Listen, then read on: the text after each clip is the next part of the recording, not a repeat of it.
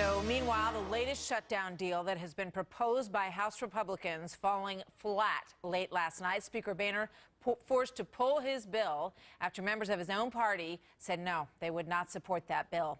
Party conservatives reportedly would not back the measure. Now the ball is back on the Senate side with 1 day left before we hit the debt ceiling. Wisconsin Republican Congressman Sean Duffy is on the House Financial Services Committee, Budget Committee, and Joint Economic Committee. So he's a guy who deals with the money issues in the House. And Congressman, we welcome you here this morning. Hi, Martha. So good to have you here. So where are we? What happens next? Well, so last night, the House couldn't get a bill out, so now we've turned to the Senate, see if they can cut a deal. I'm sure they will later on today. The reports we're hearing is it could be in the next half an hour or hour that's announced. I'm sure it'll pass the Senate, and they'll kick that over to the House. We're going to get jammed. I mean, it seems like the dates are pretty set in terms of the CR date and the debt limit date as to how much longer we'd kick the can down the road on those two topics. But the remaining issue seems to be what, if anything, would sort of diminish the power of Obamacare that would make the House happy enough to go along and support this bill. What do you think is left for those folks?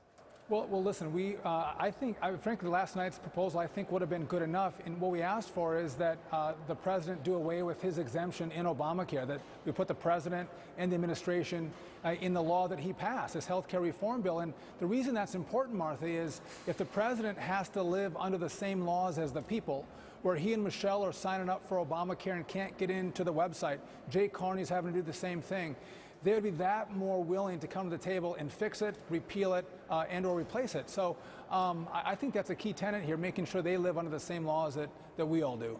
Yeah, there's a lot of anger floated about some members of the House.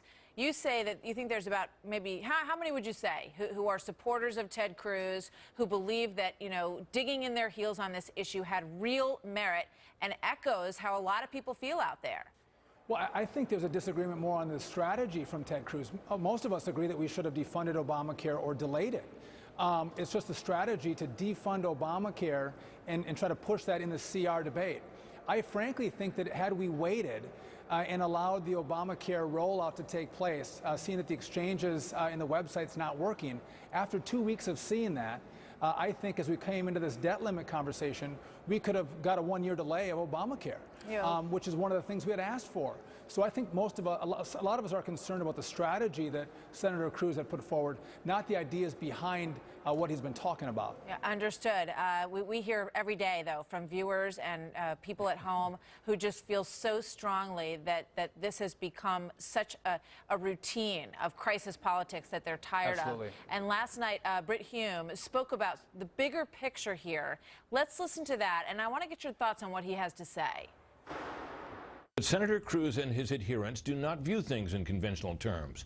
They look back over the past half-century, including the supposedly golden era of Ronald Reagan, and see the uninterrupted forward march of the American left. Entitlement spending never stopped growing. The regulatory state continued to expand.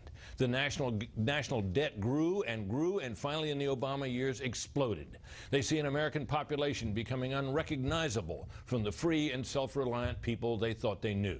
And they see the Republican Party as having utterly failed to stop the drift toward an unfree nation supervised by an overweening and bloated bureaucracy. They are not interested in Republican policies that merely slow the growth of this leviathan. They want to stop it and reverse it. And they want to show their supporters they'll try anything to bring that about. What do you think about that, Congressman? Listen, I think Britt is absolutely right on. But what I think we have to acknowledge is the fact that you have only one House. We have the House of Representatives. We don't have the Senate and the presidency. Elections have consequences. So those who think that the president will roll on Obamacare, it's kind of like Scott Walker from Wisconsin, our governor, saying that he would roll on Act 10. That was the reforms that he put forward that caused all the upheaval in Wisconsin a couple years ago. He would never repeal that. So we actually have to work within the system and divided government that the electorate gave us and try to stop the progression of these liberal policies and then try to systematically move the country to the right. But you have to actually connect with the American people with your policies so you can win elections. And some who want to push it too far with strategies that don't work in the end, turn off the American people instead of bringing them into our ideas. I understand what you're saying, and I just want to get from you, how when this vote happens, and you think it sounds like it will get through the House when this Senate bill comes back, John Boehner will put it to the vote. How many Republicans do you think will stand by the Ted Cruz philosophy on all of this and not budge in the end? Well, so no, listen, that won't be the standard.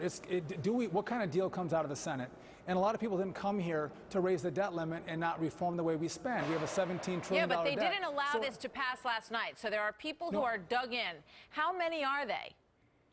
Well, listen, I think a lot of the conference will not vote for the package that comes from the Senate. You might get 20 to 30 Republicans along with most of the Democrats to vote for what the Senate sends over.